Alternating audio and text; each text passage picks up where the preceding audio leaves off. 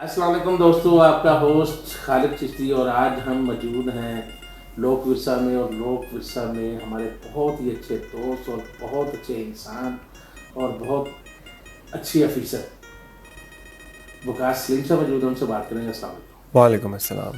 वकास सलीम साहब, आप लोक विरसा में कब से, मुझे लोक विरसा में 1 साल हो गया तकरीबन। कैसा तजुर्बा रहा? बहुत अच्छा, बहुत ही मज़ेदार किस्म का तजर्बा है यहाँ पे।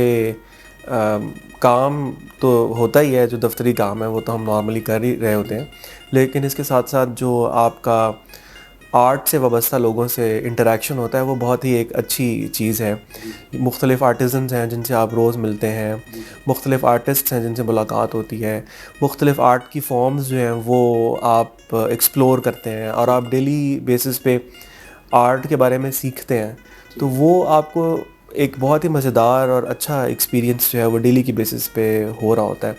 तो मुझे लगता है कि लोक विरसा में आने के बाद मैं पहले जो आर्ट के बारे में सुनता था, जी स्पेशली जो फोक आर्ट है, जी जी यहाँ पे आने के बाद मेरा एक इमर्सिव किस्म का एक्सपीरियंस जो है वो हुआ है। मैंने इसको नए अंदाज से सीखा, समझा और इसकी जो मुख्तलिफ़ जहतें हैं जी जी उनको मैंने परखा और जाना। तो ये एक बहुत ही मतलब काम के साथ साथ आपकी काम का ये पहलू जो है वो बहुत ही मैं कहूँगा अहसन पहलू है। जी। अच्छा, मुझे ये बताएं कि लोक विरसा बेसिक एक यानी कि विरसा है जिसको संभाला हुआ है। जी जी। तो ये जो विरसा है, इस विरसे में आप पूरे पाकिस्तान से टैलेंट लेकर आते हैं या पंजाब की हद तक गई? देखिए, लोक विरसा जो है वो 1974 में कायम हुआ था जी जी और इस इदारे का बुनियादी मकसद पाकिस्तान का जो फ़ोक यानी कि अवामी कल्चर है और म्यूज़िक जो जी है, इसके साथ साथ आपकी जितनी भी और पहलू हैं जी जी इनके बारे में तहकीक थी, उसका तहफ़्फ़ुज़ था और उसकी तरवीज थी। जी तो ये इदारा 1974 से ये काम बड़े अच्छे अंदाज में जो है वो कर रहा है।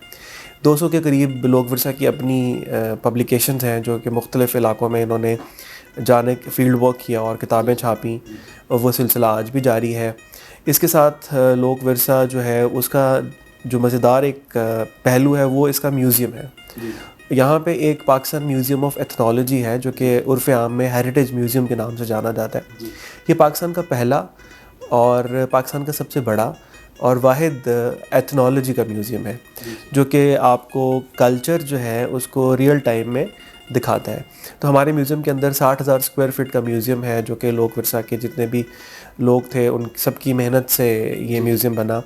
तो आपको बड़ा एक अच्छा एक्सपीरियंस देता है पाकिस्तान की कल्चरल डाइवर्सिटी के जी बारे में और वो आपको बताता है कि आपकी जो कल्चरल रूट्स हैं वो क्या हैं। जी फिर वो आपको पाकिस्तान के जो इर्द गिर्द के ममालिक हैं उनके साथ जो कल्चरल एफिनिटी है उसके जी बारे में बताता है।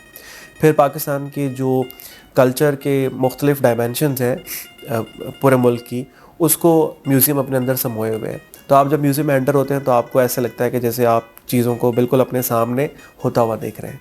तो वो एक बहुत ही अच्छा लोक विरसा का पहलू है और यहाँ पे डेली तकरीबन हज़ारों के करीब लोग आते हैं, विज़िट करते हैं जी और पाकिस्तान के कल्चर के बारे में जानते हैं। फिर इसमें सबसे इम्पॉर्टेंट बात, फ़ॉरेनर्स आते हैं जी और दुनिया के मुख्तलिफ़ इलाक़ों से आते हैं और डेली तकरीबन हम देख रहे होते हैं कि 500-600 के करीब फ़ॉरेनर्स आते हैं और वो पाकिस्तान के कल्चर के बारे में एक फ़र्स्ट हैंड एक्सपीरियंस उनका हो जाता है।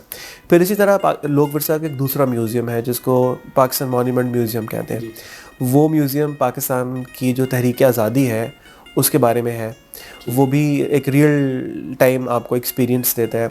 उसके अंदर फिर इल्लामा इक़बाल और कायद आज़म की बहुत ही नादिर चीज़ें मौजूद हैं। जी तो वो लोक विरसा आपकी जो इनटेंजिबल हेरिटेज है उसका इस तरह से तहफ़्फ़ुज़ करता है।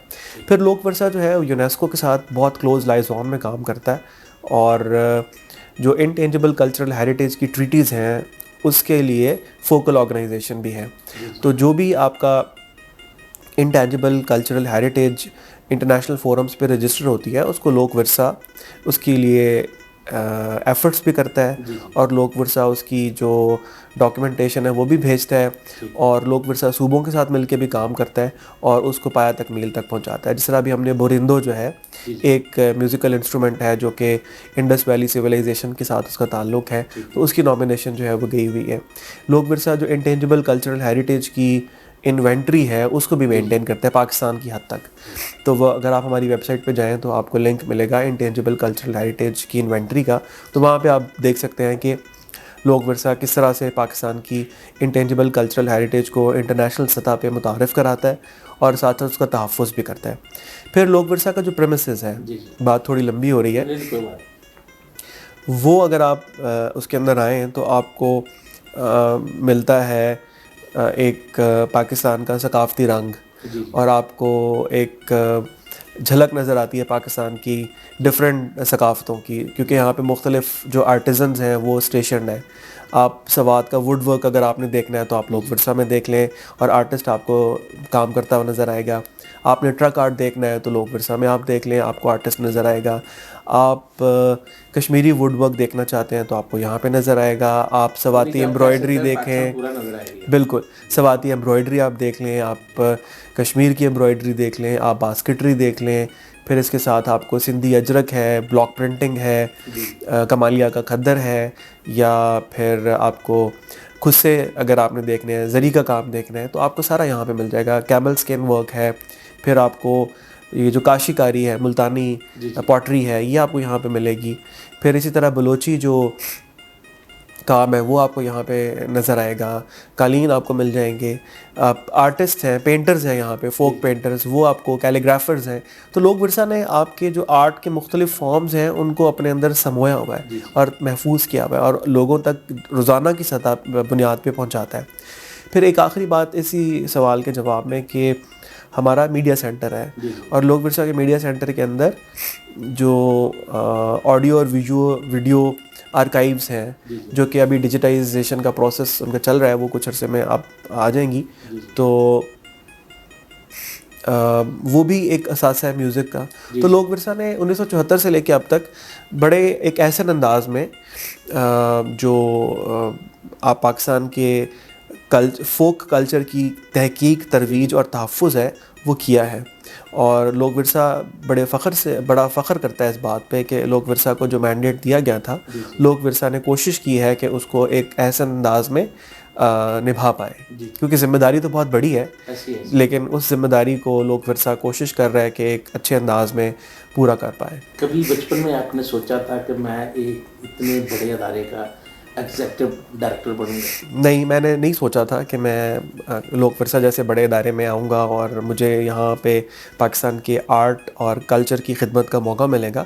मैं अपने लिए एक बड़ा एक अच्छा ये मतलब मैं समझता हूँ कि काबिल फ़ख्र बात है मेरे लिए और अल्लाह ताला का शुक्र भी अदा करता हूँ कि अल्लाह ताला ने मुझे इतनी जो एक इज़्ज़त से नवाजा है, एक ऑनर मिला कि पाकिस्तान के जो सकाफ़त है उसका एक पहलू जो है उसको उसकी खिदमत हम कर रहे हैं। जी जी मौसीकी के साथ आपका लगाव लिखने में, गाने में, बनाने में या सुनने में? देखिए, मेरा ज़ाती ख़्याल है कि कोई भी इंसान जो है वो मौसीकी के बग़ैर अधूरा है और वो ये नहीं कह सकता कि मौसीकी के साथ उसका किसी न किसी शक्ल में लगाव नहीं है।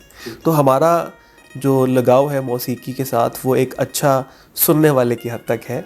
लेकिन यहाँ पे चूँकि मौसीकी बहुत सारे मौसीकार आते हैं, अपने फ़न का मुशायरा करते हैं और हम देखते हैं, तो वो एक एप्रिसिएशन ऑफ म्यूज़िक जो है वो ऑलरेडी मेरे अंदर थी, लेकिन इस इदारे ने उसको फ़र्दर जो है वो एनहांस किया। और जब मैं मुख्तलिफ़ आर्टिस्ट को परफॉर्म करते देखता हूँ और उनकी एक क्रिएटिव सेल्फ आपको जो है वो डिपिक्ट होती नज़र आती है, तो बड़ा अच्छा लगता है, बड़ा मज़ा आता है। आप किसको सुनते हैं? मैं तकरीबन पाकिस्तान के सभी आर्टिस्ट को सुन लेता हूँ। कोई अगर उनमें से किसी का नाम लिया जाए तो किसको? चूँकि हम अपने अब्बा के साथ गाड़ी में सुनते थे बचपन में, तो वो आपको पता है वालिदैन जो हैं वो मज़ेदार अच्छा सीरियस म्यूज़िक सुनते हैं। तो उस वक़्त के जितने भी बड़े सिंगर्स थे उनको हमने सुना। नूरजहाँ हैं, उनको हमने बहुत सुना गाड़ी में अपने अब्बा के साथ। फिर जो आलम लोहार हैं उनको सुना, तुफ़ैल नियाज़ी को हम सुनते थे। फिर इसके साथ पाकिस्तान में रेशमा, जी उनको बहुत मेरे वालिद साहब सुनते थे, तो वो गाड़ी में, तो वहाँ से एक आपके अंदर एक इनडायरेक्ट वे में एक एप्रिसिएशन टुवर्ड्स म्यूज़िक जो है वो डेवलप हो जाती है।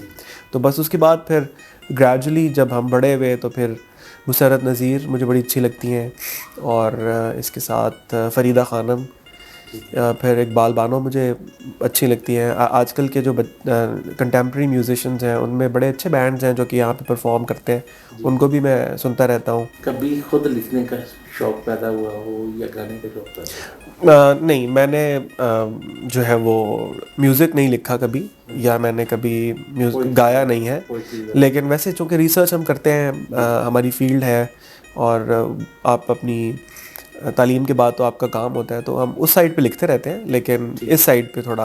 आप जो कल्चर और टैलेंट को प्रमोट करते हैं जी जी। वो किन शर्तों पे करते हैं?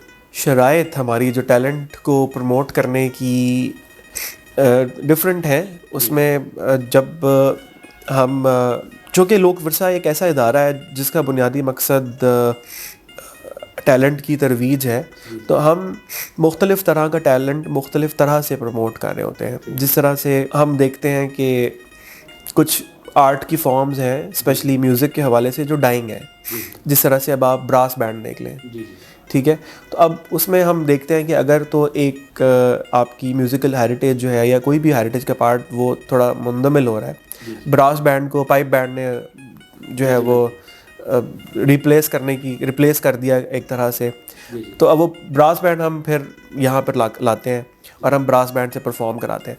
अभी कल हम चूँकि अभी जश्न आज़ादी और मार्का हक की सेलिब्रेशंस चल रही हैं, तो अब हमने कल ब्रास बैंड बुलाया हुआ था जो कि यहाँ पे लोगों को उसने बड़ा वाइडली परफॉर्म किया, कोई 10,000 के करीब लोग थे हमारे प्रेमिसेस पे कल।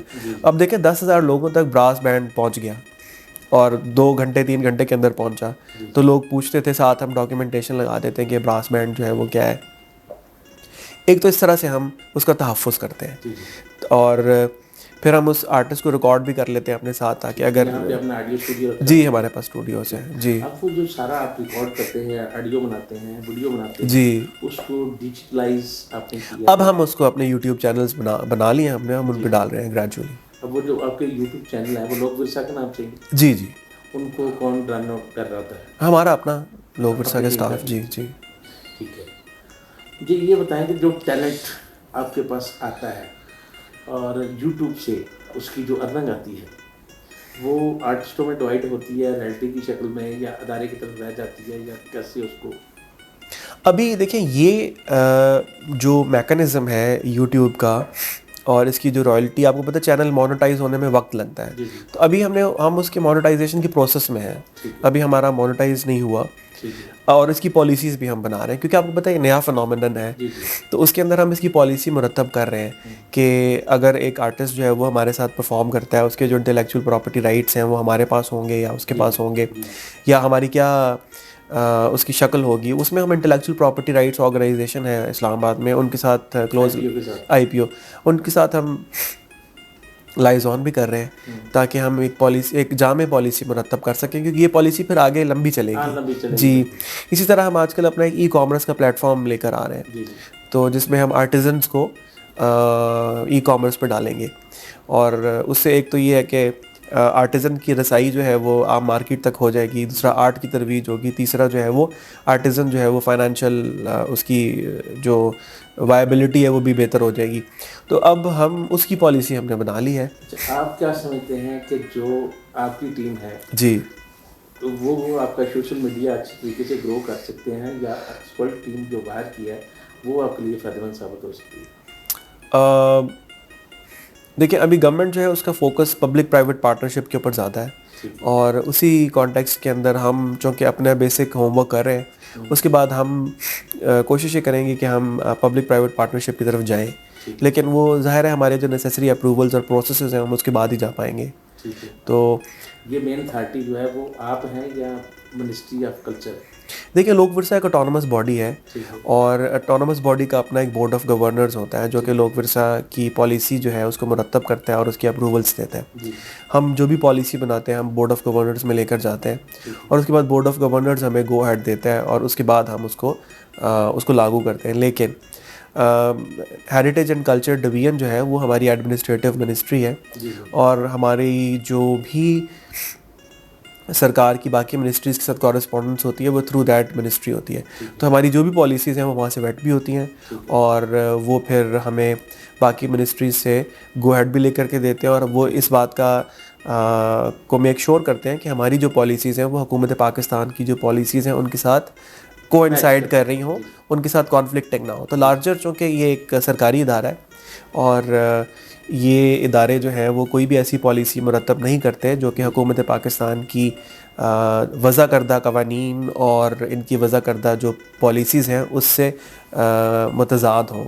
हम उनके साथ एक सिंक्रोनाइजेशन में ही पॉलिसीज़ बनती हैं। हमारी जो गवर्नर बॉडी है उसमें कौन कौन लोग हैं?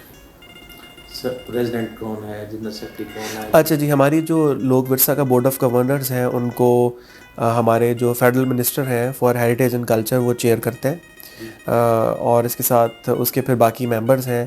3 जो मेंबर्स हैं वो कॉर्पोरेट सेक्टर से या कल्चर्स के सेक्टर से आते हैं।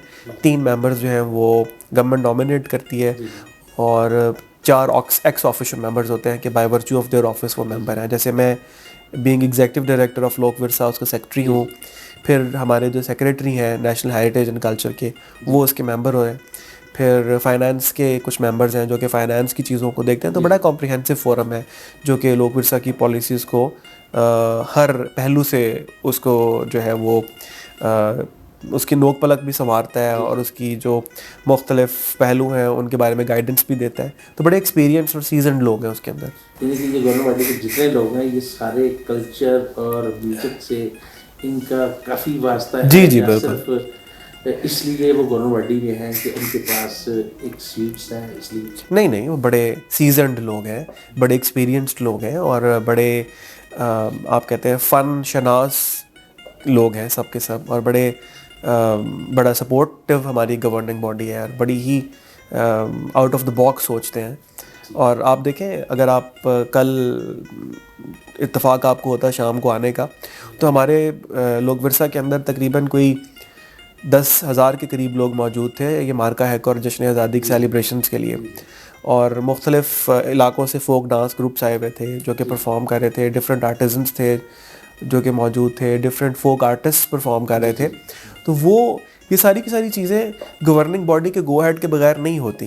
तो गवर्निंग बॉडी हमारी बहुत सपोर्टिव है और आप कोई भी इनोवेटिव या नॉवल आइडिया लेकर के जाएं तो वो उसको बहुत ज़्यादा अप्रिशिएट भी करते हैं और उसको गो हेड भी देते हैं। जिस तरह मैंने आपको बताया कि अभी हम ई-कॉमर्स का प्लेटफॉर्म ला रहे हैं तो वो ई-कॉमर्स का प्लेटफॉर्म हमारी गवर्निंग बॉडी के गो हेड के बाद ही मुमकिन हुआ है और वो बड़े उन्होंने इस बात को सपोर्ट भी किया, बल्कि उन्होंने तो हमें ये कहा कि आप इसको जल्दी करें। तो उन्होंने हमें कहा कि ये तो बहुत पहले होना चाहिए था तो इसको आप फौरी तौर पे करें।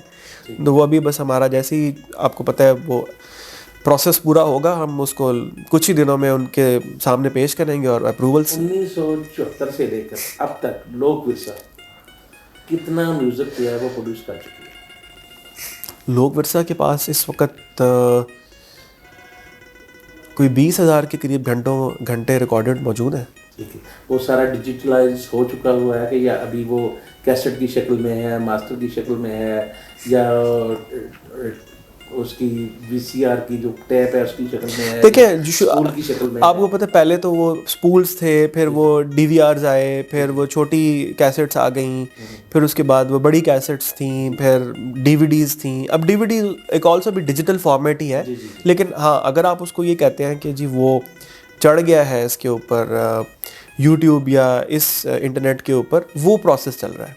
ये मतलब जो एनालॉग से डिजिटल का सफ़र है वो तय कर चुका है। अब अगला स्टेप उसने जो है वो लेना है। छुट्टी का दिन जो है वो आपका सोने में गुजरता है, घूमने में गुजरता है, खाने पीने में गुजरता है या फैमिली के साथ गुजरता है? छुट्टी नॉर्मली हमारी ज़्यादातर जो छुट्टियां हमारी इदारे में गुजर जाती हैं क्योंकि ये इदारे इतने इंटरेस्टिंग हैं और इनमें इतना छुट्टी करने को दिल नहीं मज़ेदार काम होता है जी कि आप जो है वो यहाँ पर आ जाते हैं। अभी जिस तरह नॉर्मली जो जितने भी नेशनल डेज़ हैं जिन पे छुट्टी होती है, हमारे यहाँ पे हम सेलिब्रेट करते हैं तो हम इधर ही होते हैं। जी अभी जिस तरह कल हमारी जो सेलिब्रेशंस थी उस पे हम रात 12:30 बजे तक इधर ही थे। हमारे प्रेमिसेस पे लोग थे, लोग इन्जॉय कर रहे थे, लोग आर्ट को अप्रिशिएट कर रहे थे और साथ में तो आपको लोगों के चेहरों पे खुशी ला के बड़ा अच्छा महसूस होता है।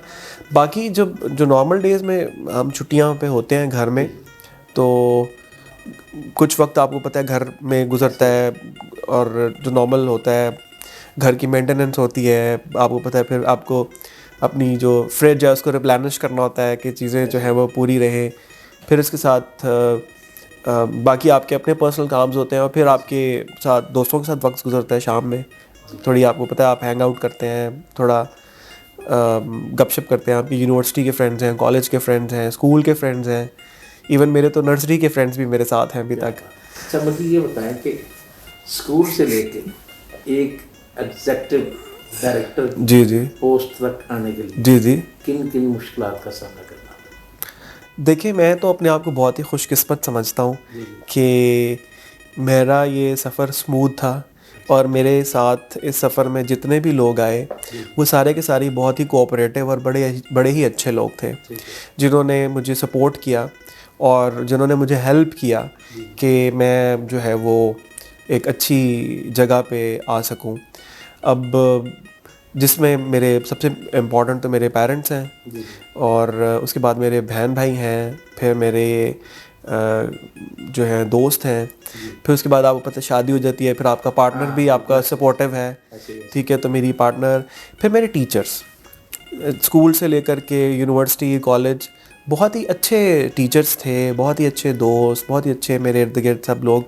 फिर नॉर्मली लोग शिकवा करते हैं कि आप जिस इदारे में आए वहाँ पे आपको कैसे लोग जो हैं उनसे आपका वास्ता पड़ता है।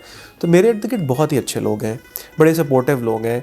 मिनिस्ट्री के लोग बहुत सपोर्टिव हैं, मिनिस्टर साहब, बाकी सब बहुत मतलब बड़े ही अच्छे मुनासिब। कोई ऐसी हसरत जो पूरी ना हुई, कोई ऐसा ख्वाब जो पूरा ना हो? हसरतें तो आपको पता है इंसान है तो इंसान के अंदर बहुत सारी होती हैं कि आप ये कर सकते हैं, वो कर सकते हैं। हाँ, मुझे अभी ये लगता है यहाँ आने के बाद कि मुझे बचपन में गाना सीख लेना चाहिए था और मुझे गाना चाहिए था। आप क्यों नहीं सीखते हैं? अभी दिल करता है लेकिन वक्त नहीं मिलता, क्योंकि आपको पता है बिज़ी सारा दिन ऑफिस और फिर काम, और जो है वो दिल मतलब करता है ये। हमारी जो यूथ है उसके लिए क्या पैगाम है? बस मैं बच्चों को सिर्फ यही कहना चाहूँगा कि आप पाकिस्तान के अंदर रहते हुए इर्द गिर्द अगर आप अपने देखें तो आपको बहुत सी नेगेटिविटी मिलेगी। आप कोशिश करें कि आप जिससे भी मिलें उसमें जो भी मुस्बत चीज़ है आप उसको अपना लें और जो नेगेटिव चीज़ है आप उसको जो है वो रिपेल करें, आप उससे किनारा करें। इसके साथ पाकिस्तान के अंदर इस वक्त जो एक फ़िज़ा कायम कर दी गई है कि जी एक मायूसी है, ऐसा बिल्कुल नहीं है। आप कोशिश करें और ऑनेस्ट कोशिश करें, आपको रिवॉर्ड मिल जाएगा। बस बच्चे आजकल मैं देखता हूँ शॉर्टकट के चक्कर में होते हैं। उनको होता है कि बस जो है वो एक इंस्टाग्राम की रील की तरह जो है ना वो सेकंड्स के अंदर लाइफ जो है ना वो आपकी बदल जाए। तो मुझे ये लगता है कि there is no shortcut to success.